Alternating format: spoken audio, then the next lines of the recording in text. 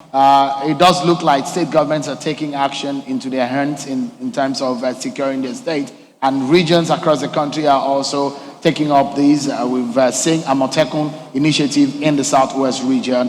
Pastor Ize-Iyamu, you have 2 minutes to tell us, would you be setting up a state-owned security apparatus, and what are your views on issue of state policing? Well, I think it's something that we must do, but in collaboration with the federal government. We'll consult with them, we'll seek their approval. Because if you look at the personnel deployed to our state by the Nigerian Police Command, you will know that it's grossly inadequate to cover our borders and cover every part of our state. So we must complement them by community policing. I know people have fears about such police being misused. Well, that is why I said we might need to dialogue with the federal government. But we need a complementary force. It was there before. The vigilante you are looking at is more or less something like that, but not organized. But this one will be organized, they will be trained, and we'll monitor them, and we'll pay them.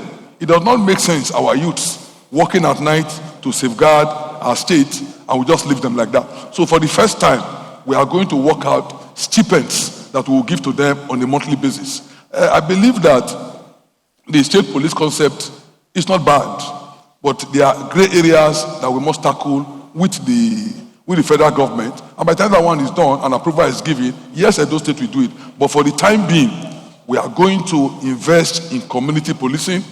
We are going to streamline the activities. We are going to organize them so that every part of our state will be safe for our people. Thank you so much. Same question, your turn, Governor Obaseki. Thank you.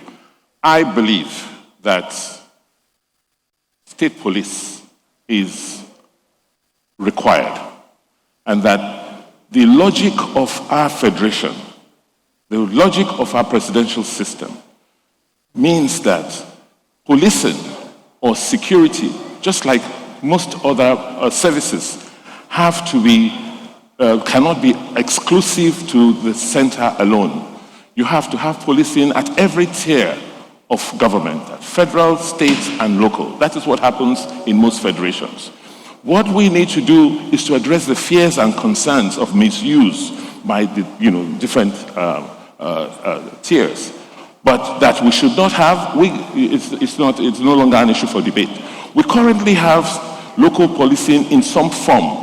I think what we're trying to do, working with the new Inspector General of Police, is seeing how we can create that alignment. So I'm glad that we've been able to submit a list for community policing to the police authorities. We're reviewing that list, and it is just the first phase, because you cannot police every part of this country centrally.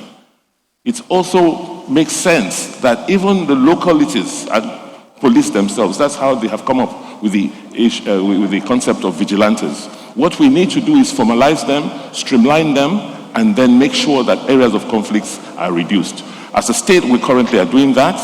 Every month, we set aside 1% of our allocation for security and for health.